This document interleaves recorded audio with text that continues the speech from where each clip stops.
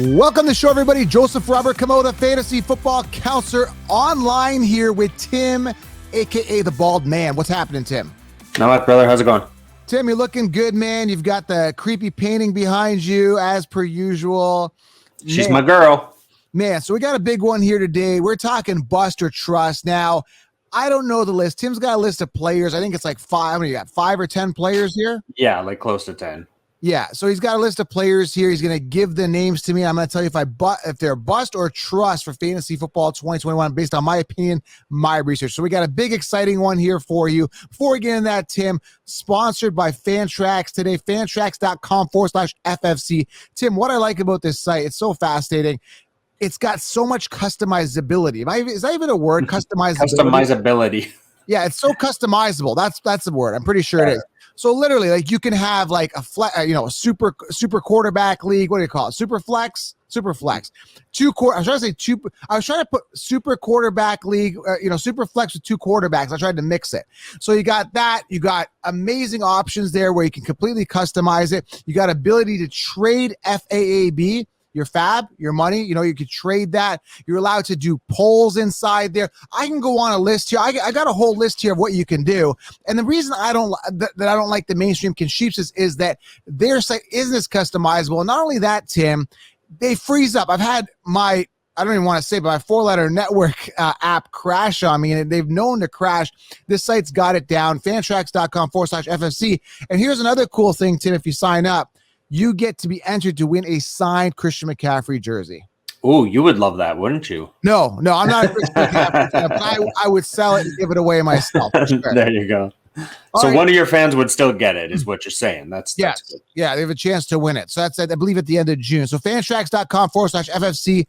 Host your league there, and love to get your feedback on that once you guys are in there and you switched over. Also, Tim, if you switch over, you're able to export your current league into fantrax.com as well. So if you're on a keeper league somewhere else, you'll be able to export all the players and bring it over easily.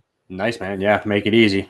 fantrax.com/FFC. And finally, Tim, thefantasyfootballcounselor.com. Head on over there, get the 16-round draft solution, the game changer. And one more thing, I got to get these plugs in. Manscaped.com. Use promo code SHOWERLION.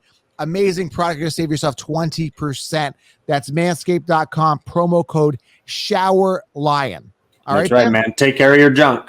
All right, Tim, what do you got here? You got some players here. We're going to talk about a bust or trust. Let's rock and roll. First one is, so a lot of these guys are guys that you always talk about, whether negative or positive. This guy, a rookie coming in, definitely has an opportunity here. Najee Harris, or Najee, depending on how they say it. You know, I'm excited about Najee Harris. You're not as excited about him as I am. And here's why I'm excited. First of all, I don't know if you've heard the reports, but he's actually getting kicked out of practice because he wants to stay. So that's good. It shows eagerness, Tim, right? That's a good thing, is it not? Of course. So we got the hunger. Then we've got the fact that, there's an opportunity there to get a ton of volume, right? They haven't been able to fill the Le'Veon Bell shoes from years ago. And I just like the youth, the opportunity, the talent, the volume. There's nobody else in that community that's going to take away the volume. Now they've got McFarland, they've got Snell, they've got other options, but Big Ben knows how to run that offense. They've got enough wide receivers to spread the defense wide. I'm looking at least a floor of 250 attempts. I'm looking at 10 touchdowns on the ground, and he's going to be involved in the passing game, which he's a really good receiver. So this is going to be exciting, Tim. I'm excited, and I'm going to say 100% trust.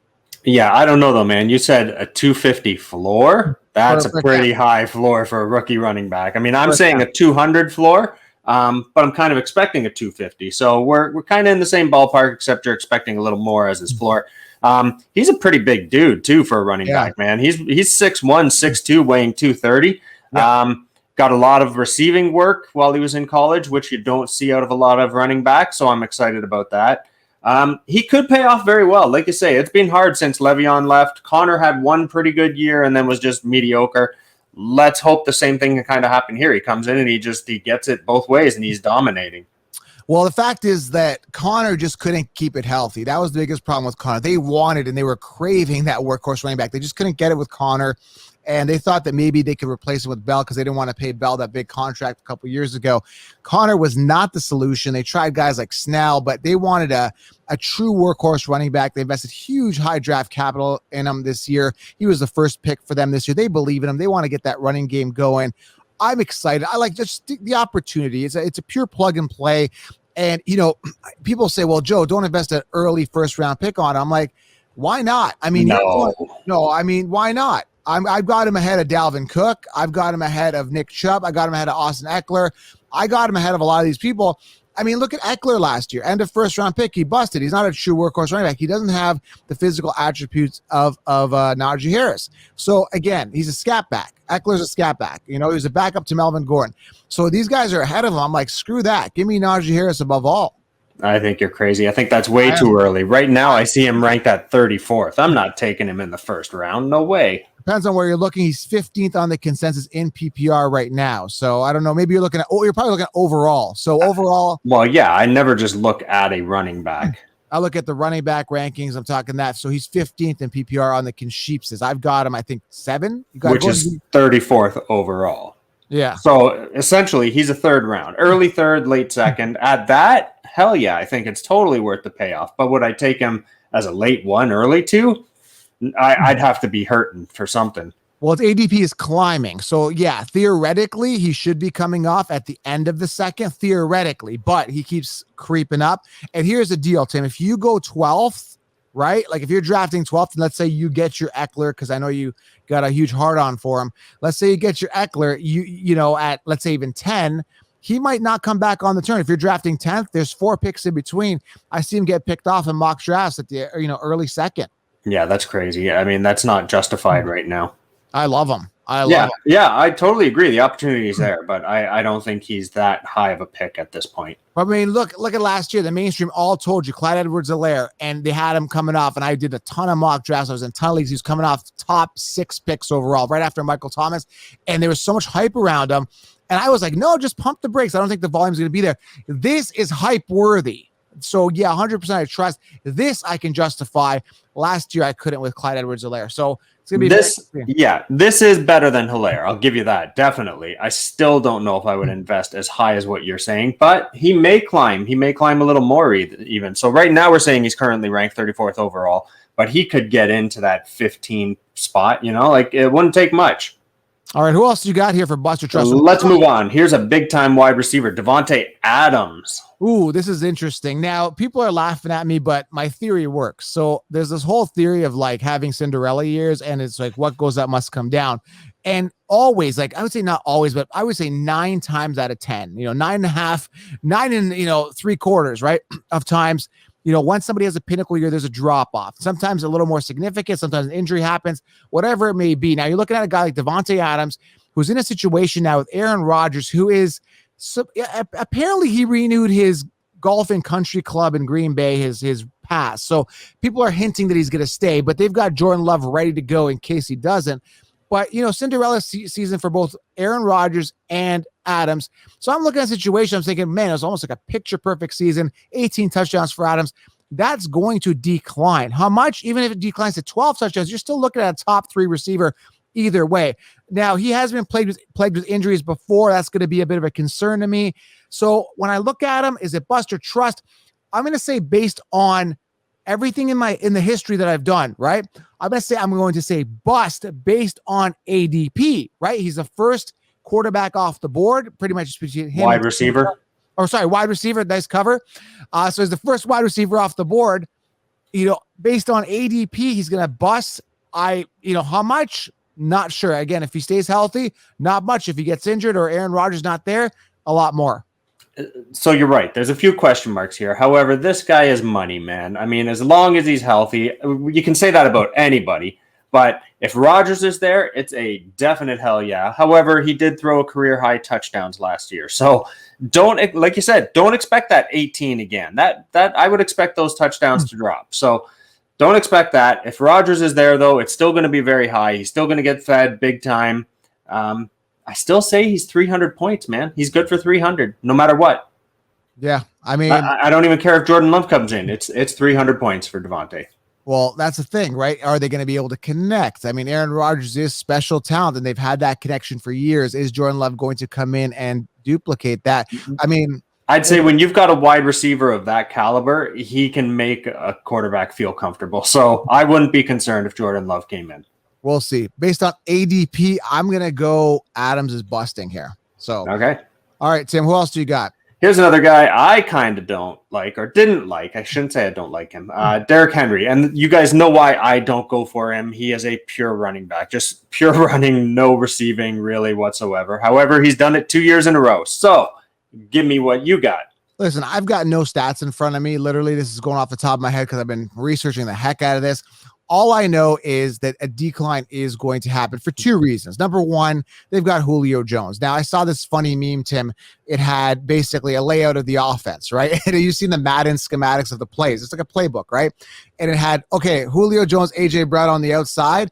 What play are they running? And obviously up the middle with Derrick Henry. So there's this meme saying that basically he's going to continue to run and basically insulting Tannehill. But long story short, so there's two reasons. Number one, I think there's going to be more airing the ball out with Tannehill. I think now with Julio Jones being there, there's going to be more opportunity to throw the ball. I think they're going to throw a little bit more. Now, if you look at Tannehill, he was 18th in attempts last year amongst quarterbacks. We want to see that go up. Now, one thing is definitely going to drop is Henry's touchdowns. And of course, look at his attempts. I think he had 378 attempts, which is astronomical. I don't know if that's not even sustainable. I mean, that's definitely going to go down. How much? I don't know. Do I trust him? I mean, I have to say that I'm probably I like more the upside players. I like the Najees in first round. I like Saquon Barkley in the first round. More high upside players, maybe even a Christian McCaffrey. But with Henry, I'm going to say I trust him. I think there's going to be a decline, and that's the only thing. But if there's a guy based on durability, consistency, no running back committee, volume, you got to go Derrick Henry, obviously still in PPR, because what he doesn't make up, what he doesn't get receptions, he makes up in touchdowns and rushing attempts and yards. So I'm going to say you got to trust him. I mean, how could you not? I totally agree with you. I mean, that first year when you were saying Henry, I was like, no way, man. He's a pure runner. He's proven me wrong, and I'm on his train now. He's just a beast. And I think the addition of Julio, Julio's never been a touchdown receiver. So I don't really get scared that he's going to take away touchdowns in that sense. In fact, if anything, he might create more of a threat and open up some room on the line. So right. I'm going to say Henry is still going to repeat. He may not be quite as high as what he was because those numbers are astronomical, but he's a definite trust for me as well. Yeah, make sure you guys are in the comments. I'd love to get your feedback. Do you bust or trust any of these guys? Do you think they're going to bust, or do you trust them this year? And again, based on ADP. So if you're drafting a guy first round, is he going to get, you can't predict injuries, but do you think there's a chance they're going to get hurt?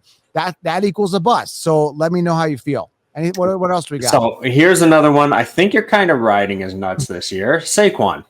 Yes. Now here's the thing. A lot of people are saying bust on this, and I understand. We are literally going off his 2018 year, and his 2019 year was good. I think he missed 6 games. I think he played 10 or 13. I can't remember the amount of games he played. It wasn't much. He didn't play a lot. I think it was 10 games. Listen, this guy finished top 10. No, he finished top 10, but I think it was 13 games. Look that up for me, Tim, when you have a second, if you've got some stats pulled up. So he still finished top 10. So we're basically riding that 2018 year. That doesn't matter what he did in 2019. Huge, big time. But we're riding 2018. Amazing year, 385 fantasy points PPR, and now he's coming off injury. So you can still make the debate that is this guy ultimate caliber player? Is he elite? And I'm going to say yes, and I think he's going to completely be a guy you can trust this year because it is a bounce back year, and they've improved that offense. Tim, they finally got a decent O-line. Daniel Jones is now developing. This is a make or break year for Daniel Jones. They've got wide receivers in Kenny Golladay. They drafted Kadarius Toney. They've got receivers this year. Finally, a true wide receiver one in Kenny Golladay. I mean, I'm excited. I'm excited to watch this offense. I never thought I'd say that. And I know it's a crappy division. They didn't do well that last year. Again, injuries. This is the year for Saquon Barkley because it's going to be make or break for him. So I'm going to say I'm going to trust him. Sometimes you just got to leap, man. And you're leaping with a guy that's physically talented, phenomenally talented, and you're leaping with a guy who's in a position to succeed based on volume. So I'm going to go trust. I don't know what your thoughts are. Scary. He's scary right now. I mean, he's only played 1 full year, and that was his rookie year. Everything since then has been declining. Even so, in 2019, he played 13 games. 13 was the game. He had 244 PPR. Yeah. In his rookie year, he had 385 PPR. In only 3 more games, he had 140 more points. things have changed. The Giants aren't that team, man. I'm just the addition of Golladay doesn't do enough for me. I am not trusting him. I still think he's money. I think he's going to be great, but he's not going to be that top tier guy that I really want. So I'm trusting him, but I'm not trusting him to have a monster. He's not going to have that 380. He's not even going to have a 320, I don't think. I'm excited. I really am. And again, Kadarius Toney was a round 1 pick 20 for them. And honestly, they needed those receivers because before this, everything was focused on Saquon. So the fact that they've got some receivers now and make or break for a lot of these players, it is kind of, there's some uncertainty, but again, with uncertainty, it comes upside and excitement. So I'm excited about him. This is like a high ceiling situation for him, and I'm banking on, and he's gonna have a big year. I don't know, man, because they're even saying he may not be 100% at the start of the year. So you're really putting a lot on just the opportunity. You're right. That's another thing that we're hearing, and that's kind of concerning. Now, I just watched a training video with him, and he's out in the sand, and he is running. I know it's different from a game. I get it. But he is out there running. Like he looks like 100%, and we're still months out. If anything, they're going to lighten his load for the first 2-3 weeks because he's got no one else in the committee. Like no one's going to take his job, so I'm not concerned. That's my concern. It's going to be the first 3 weeks. And I don't think it's just going to be that he's not ready. Like physically, I think he'll be ready. I think it's just more, he's got to get back into the speed of the game. And if they just throw him out there, balls out, give him, 20 attempts a game, we don't want to risk injury. We want to work him in slow. And I don't think it's the fact that he's not ready physically. Yeah. I kind of agree with that, but yes, they have to work him in. I'm just afraid all around. I don't like the team as much. You seem to think the receivers are enough to make it happen. I don't think so. Even Kenny Golladay to me still isn't a true wide receiver one that can compete with the big boys. I'm not thrilled, but he's Saquon and he is super talented. So I'm giving it to him off of that. So what are you saying? Are you saying bust or trust? I'm saying trust, but I don't give him that high ceiling or that high floor that you would probably give. I think a high ceiling for him now is 300. It's funny because I'm in this money league and it's it's a $350 buy-in and it's I went 9th and I thought I was gonna go like Cam Akers there or someone like that, and Saquon fell to me at 1.09. Yeah. So, and that's not too crazy. I mean, he's still basically coming off the top 6, I believe, in most. You don't like Cam? I saw you do the bullet thing. No, I friggin' hate Cam. I've already explained it. Come on. No man. way. McVay has said, he's like, I've come out and said that he is an every. I mean, I don't always trust coaches. You know me. Yeah, right? I've come out and said Cam Akers can suck it. So you look at him and it's like he really. I can't even say he really turned it up at the end of the season, but his volume started to be there at the end of the season. Yeah. And I think he's the future. He's a franchise running back. It's the bottom line. I don't think so. I'm not a Cam Akers guy. Anyways, let's move along. This guy you love to hate. You love to hate this guy, Joe. Who is it? Who could you possibly think? You just give me 2 names. Odell? It is. It's an OBJ, baby. I thought it was like Dalvin Cook or something. You like to dump on this guy every year. And even earlier, I think you were saying, he's still being drafted like 1st or 2nd, 3rd round. No, man. He's way down there. He's 66th overall. So he's late 5. I just saw a video. Like, I just saw a video with him, and he is like running on a treadmill. Wow, you're a wide receiver, and you're running. Like, gotta put in the work, man. Comeback, and everywhere I see comeback season, I've been hearing comeback season, Tim, for 4 years now. Okay, let's just focus on this for 1 second. Is he worth 66th? Are you willing to put a 5th round on OBJ? I'm going to go with my bias, and I'm going to say no, but yes, theoretically, finally, he's at a place where I can say that is Odell Beckham Jr. value. Not 1st round 3 years in a row, and last year 3rd round. Last year he was drafted in the 3rd round ADP. Years before that, it was the 1st round 3 years in a row. So now we're back to, kind of where we should be. This is where it should be. Am I still going to draft him? No. Is he going to bust on that ADP? If he stays healthy, no, he will. He's a guy you could trust as a 5th round ADP. So I'm taking the bias out of it. I have to. Good. Yeah, I agree. This is where he belongs. I'm still not thrilled with him. I mean, that team has so many weapons now, too. Like, he's good for 200 points maximum. Yeah, Landry's the one there, and he's been the one for the past couple of years. And Odell has not been staying healthy, and I think he's overrated to begin with. So I hate to say I trust him, but for that ADP, how do you not trust him? Am I going to draft him? No. So you could say that I don't trust him, but I trust him. I'm not going to say he's going to bust at the ADP. That's all I'm going to say. Yeah, I agree. Yeah, you trust him at that value, which I think is the right thing to say. Yes. It's a tight end. I really don't care about tight ends, but you love this guy too. TJ. Yeah. Hawk. Now, here's the thing with Hockenson, okay? Like, there is some injury concern. We saw him get banged up before, but they've really got no wide receivers. The Lions have 0 wide receivers. They drafted Amon-Ra St. Brown, and he's pretty much the only bright spot there. Now you've got a new quarterback with Goff who likes to throw to his receivers, but when you don't have high caliber receivers like you did, with the Rams, you're going to be looking for a reliable target to go to. And I think, Hockenson can be that guy. And, is he going to, be the next Travis Kelce? Probably not, but the opportunity is there and it's appealing. Now, you're going to have to pay a big price to get him. I see him coming off as early as, late second for a Hockenson. What? Yes. Come on. Late second, late third is kind of his ADP. So let's just say the third round to be safe. And I think that's high, but that's where he's going. He's currently ranked, I think, 4th right now on the Conchichas rankings amongst tight ends, because there really isn't any bright spots at the tight end position, right? Like, you've got your Kelce, you've got your Kittle, you've got your Waller, you've got your Andrews, then you've got, like, who else do you got, right? There's all question marks. Jared Cooks, he's kind of on the downwards. Like, it's just like, who do you got, right? There's some other young guys, but this is the guy that is in an opportunity to succeed. And remember, the Lions invested high draft capital in him last year with no receivers. Am I going to invest in 3rd round? I don't know, man. I'm going to say I trust he's going to have a good year, but I think his ADP is a little high. Yeah, that price is way too high. I mean, what did he have? I think he had like 67 receptions last year, and that was pretty much a full year for him. I think he might have missed a couple, but even still, it's not enough. He's not going to be that tight end answer. He's not going to get you anywhere close to 300 points. I don't even think he's a 250 pointer. I think he's a 200. But he's all day long. It's opportunity. I think the ceiling is high here, but there is that bust potential when you got that uncertainty. So, I think he's gonna be well over 200 points. I see like 5 to 8 touchdowns as a floor. 5 to 6 touchdowns as a floor. He's gonna be a red zone target, and it's gonna be interesting to see. But there is a lot of question marks with this guy.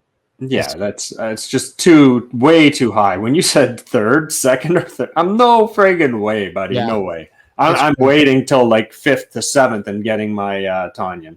Yes. Jalen Hurts. Why? Jalen. Why? What's that? Just because he's the only one there now? He's not truly the only one there, but everybody thinks that Jalen Hurts is going to be the next real deal. And, if you look, historically at the Eagles, other than Carson Wentz having a good year, what was that, 2017 or whatever, they haven't really produced good fantasy players, period. Like, top end fantasy players, especially quarterbacks. Like, I get the fact that, he can run the ball. So, he's got the rushing yards, so you can get some rushing touchdowns, and they've drafted Devontae Smith there. So he's got some wide receiver options, but Jalen Hurts is very suspect to me. He only had 6 touchdowns that he came in, had 6 touchdowns, 4 interceptions. We've only seen such a bite-sized sample size of him. And you guys, my strategy. I talk about the 16-round draft solution. You got to anchor your team with an ace quarterback. And I don't trust him to be my ace because I haven't seen enough out of him. I'd rather have a Justin Herbert at that value. Like, he's top 10 on the Conchichas. I think people are going to overpay for him, and he just hasn't proven it. With quarterbacks, you have to prove it to me. Now, will I get him if he is there in the 12th, 14th round? Will I get him as a backup? Probably, but I still think there's better, more secure quarterbacks I can get as backups, like Ryan Tannehill, who's proven, or Matt Ryan, or someone like that. Maybe even a Daniel Jones as a backup. But Jalen Hurts has not proven to me that he is the guy in top 10.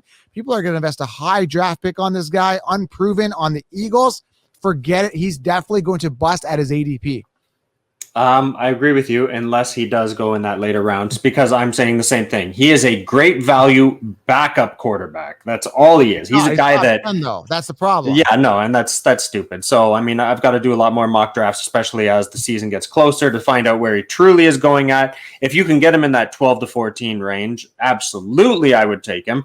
But he is my second quarterback. He's a guy that may get it done. I have no faith, but if he's the starter from the get-go, I think he's got a high 200, low 300. Yeah, I'm just going to stay away. Here's another guy. I know you love this guy too, and whatever. Probably not. Yeah, you do. Kenny Golladay. Oh, okay. All right. This is yeah, I like that guy. Yeah. I wanted to cover this one. A lot of people ask about Kenny Golladay, and the biggest problem with Kenny Golladay, well, there's a bunch of problems here. First and foremost, new offense, new team, new situation. Now, that may weigh on a player differently. He might say, oh, man, this is really cool. New situation. I got to step up and be the guy. This is an opportunity, big market team, right? I'm on New York now, man. I went from Detroit to New York, big market team. And, he has had some injuries in the past, I believe. I don't know if you've got his numbers pulled up. I don't know how many games he missed last year. He had that, a hamstring injury or something like that. Or not, it wasn't a hamstring, it was like hip or something like that. Anyway, injuries were a bit of a concern. So there's that. There's the new team. And then it's a big volume thing. You're looking at a team that could be potentially running first with Saquon Barkley. Then you've got the question mark with the rapport with Daniel Jones. That's kind of relates to the new team thing. Then you've got a bunch of options at wide receiver there. You've got Sterling Shepard. I know these guys haven't done much. You've got Slayton. You've got the rookie Kadarius Toney. A lot of ball to spread around there. And I don't know if he's going to see the volume there. I don't know if I trust Daniel Jones. It's a make or break year for Daniel Jones. Another situation, we talked about this, right? Make or break for Daniel Jones. That to me is exciting. So am I going to invest in Kenny Golladay? I think there's too much uncertainty, and I think that there's better wide receivers to get. I hate to say this because this is a guy that could absolutely boom, Tim, but I'm going to say he's going to bust. That's kind of where I'm thinking. It's a tough one, but I'm leaning. My gut's telling me, because nobody really knows. And you can say, well, Joe, how can you say gut feeling? Shut up. Tell me that. Nobody knows. I hate when people say you go with your gut. Yeah, man. It's like, you look at the data, you go to the analytics, and when you're on the fence, at the end of the day, gut plays a huge part of fantasy football analysis, right? So, and there is scientific, data that your brain is linked to your gut feeling. It all interconnects. So I'm going to say my gut's leaning towards a bust here, Tim. I don't know how you're feeling about him. Yeah, I don't think he's due for a monster. I'm not even as high on him as you are. I still think with that team, you're very limited in what you can do. Saquon is still going to be the man no matter what. Saquon's going to get all the touchdowns. Kenny will get some scraps here and there. So I don't think he's going to have a monster, but I think he's a nice addition to New York. He's the wide receiver one. He's not going to get the scraps. He's the wide receiver one. But on that team, who gives a rat's ass if you're the wide receiver one? I don't know. I don't care. You're not going to get 1,500, 2,000 yards out of this guy. No friggin' way. You never know. No friggin' way. My gut tells me. Okay anyways. Well, here's the thing. So his pinnacle year was 2019, and he had, 116 targets, 1,190 yards, 11 touchdowns. That was like his best year. And that's with Matt Stafford. You could say that he's, we don't know the upside of Daniel Jones, but you're going to say that he's getting a downgrade for sure at quarterback, right? Like you can't. I wouldn't say that. I would say it's a step sideways. Maybe it's a step sideways. Stafford has not been great the past couple of years, but you don't know. Like Daniel Jones, there's a lot of uncertainty there. It's tough. With Kenny Golladay, it's tough. He is one of those guys that has a lot of uncertainty around him. Total boom or bust. I'm going to say bust. And again, I still don't trust him completely. Now, again, a lot of this weighs on Daniel Jones, and that's the biggest problem. Now, if he was going on to a team where you've got, like, let's say he went to Matt Ryan's team, right? And there wasn't, let's say Ridley wasn't there, then hell yeah, Kenny Golladay, right? Like we know Matt Ryan's going to throw like 1,000 times, right? Like I'm over exaggerating, you're going to get like 500 plus, passing attempts, but with Kenny Golladay, too much uncertainty right now. Now, the only thing, so I'm not as high on Golladay as you are, no matter what. I don't like the fact that he's on New York. Anyways, his overall ADP right now is around 54th. So to me, that's not a bad spend. I mean, I'm not going to say he's going to bust at 54th, a late 4th, early 5th. I'm kind of willing to put that on Golladay, but I'm not expecting a monster from him. Yeah. I don't expect a huge year. Yeah, I mean, you're going to probably get him around 4 to 6, depending on how many people in your league, how many New York Giants fans you have on your team, how many people believe in him. It depends. But, he's not going to be coming off in the second round. So that's a good thing. So the value's there. You're getting a wide receiver 1, but a lot of uncertainty. Yeah, so to me, he's kind of in that same range as an OBJ, maybe slightly higher. But even still, if I have the option, I would take Kenny easily over OBJ. Yeah, because, he is theoretically the wide receiver 1, whereas Landry's been the wide receiver 1 there for the past couple of years, and Odell coming off injury. Not just that, but look at everybody that's there, right? Like Cleveland's just loaded, man. Yeah. Giants, no. Yeah, they're going to be running the ball a lot with Nick Chubb, and then you're going to have Kareem Hunt catching the ball in the backfield. There's just a lot of options there. And there's everything. They've got every position covered with very good players. Yeah. They're just not a very good team. No. Anyways, here's another guy you love to some Mixon, baby. I don't like this guy. There's one thing about him. It's just like he is the guy I would say years to wow me, and I'm not wowed. I'm just thinking back. I think his pinnacle year was 2018. You're throwing these names at me, so I didn't research them. I'm just going off the top of my head here. 243. Look this up, Tim. 243 fantasy points in 2018. I think he peaked at around 8 touchdowns that season. So when you're looking at a guy like Joe Mixon, that was his pinnacle year. And then last year he was banged up. Now you could say, well, Joe, they improved the O-line. They've got good receivers. On paper, they do have good receivers. Jamar Chase, one of the top prospects coming out of college. You got T. Higgins, who's stepping up. He stepped up a little bit last year. Then Joe Burrow, young quarterback who's rehabbed from that knee injury, coming back healthy. You got young, dynamic talent. Open things up for Joe Mixon. They got rid of Giovanni Bernard. The opportunity looks great. But do I trust him? No. It's just my gut feeling, what he's shown me the past 3 to 4 years. Not a guy with high ceiling. Yet last year he was a top 10 running back by the mainstream. I said, stay away. I don't trust Mixon. He busted, got hurt. Sure enough, again, pretty high. I think he was top 10 right now. I don't know where he's sitting on the Cheapest rankings, but he's still pretty high. And I don't trust him. He's not a high ceiling guy. No, not at all, man. I mean, his 2 best years were 2018, 2019, and he was mid to low 200s there. He's never gone over 250. So now why are people investing so much in him? It's ridiculous. Crazy thing is, I'm looking at PPR right now, and Najee Harris is currently sitting 16th right now on the PPR ranking on the Cheapest, and Mixon's at 11, ahead of the guy you don't like, but I like, Cam Akers. I had a guy like Antonio Gibson, ahead of like Clyde Edwards-Helaire, Najee Harris, Chris Carson, Montgomery, and Jacobs well below him as well. I don't know why people like Mixon so much. It blows my mind why the Cheapest are so high on a guy that's had years to wow us, so we're not wowed. Yeah, he hasn't really shown me anything, man. All right, is that it? How many more do we got?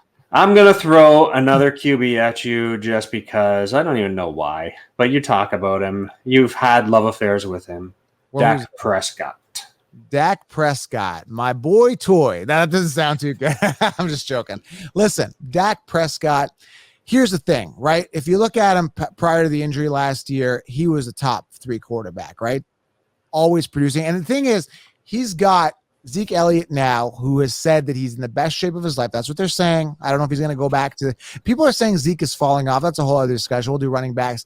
But when you're looking at the situation, he's got amazing receivers. Now, I wouldn't say amazing, but well above par receivers. The upside is there with CeeDee Lamb, Michael Gallup, and Amari Cooper. Now, if you're looking at those receivers, I'm going to stay away from all 3 of them simply because I don't see – unless one person gets hurt, unless Amari Cooper breaks his leg in week 2, you're not going to get the value you want out of CeeDee Lamb. And I know CeeDee Lamb's ADP is pretty high right now. I don't know, where's CeeDee Lamb sitting right now? Let me just pull this up here.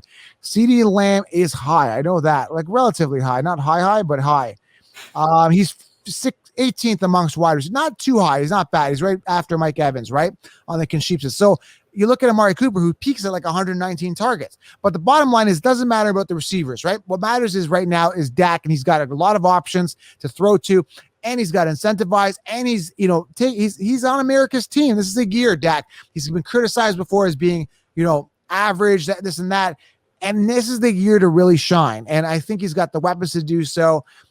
The only concern to me that's kind of turning me off, I think there's safer guys to get over him, because if you're looking at him, he's really high. He's top 5, right? You can get yourself a Russell Wilson in around the same range, around 5-ish or so, and a Herbert. And I think I feel safer with those guys over a guy coming off a brutal injury last year. but the ceiling is there, Tim. So I'm going to say I trust them, but again, there's something in the back of my head that's a little off here. What do you think?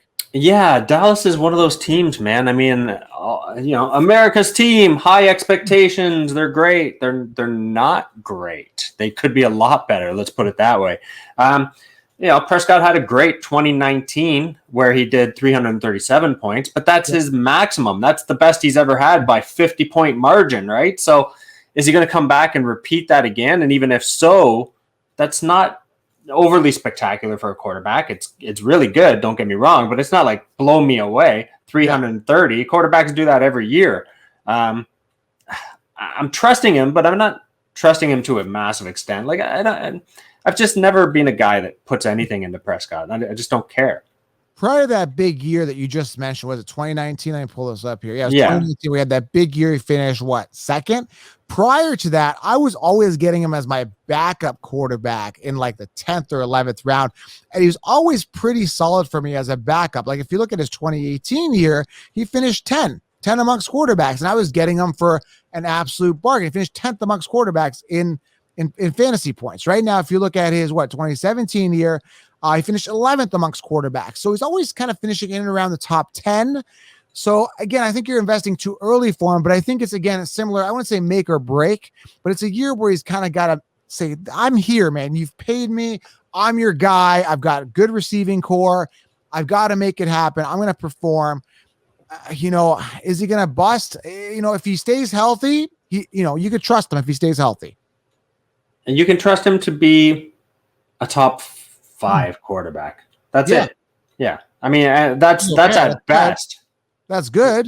Yeah, it is good. But to me, that's at best, and there's too many maybe nots. So for me, he's a stay away. I'm not going to say he's a bust. I'm just going to say he's a stay away. He's a non-factor to me. Yes. And that's it, brother. That's all I got for you. That's all she wrote. I think we touched on some good players, and I'm sure a lot of fans could throw some more players at you. All right, and looks like my camera froze last minute, so the timing is perfect, Tim. So now you get to look at Tim's ugly mug the whole time to end this off. All right, Tim, to end this show off, any last words to the listeners? Just have a good one, everybody. It's still early, but man, are we looking for a great year. We are looking for an excellent year, Tim. Thank you. And there you go. You got my frozen mug at the end here, Tim. Isn't that nice? That's pretty ugly. You say? All right, guys, there's your bust and trust, and we are out, Tim. Thank you, guys. Subscribe, leave a thumbs up, and get that 16-round draft solution. We are out, guys. Talk soon. Have a good one, everybody.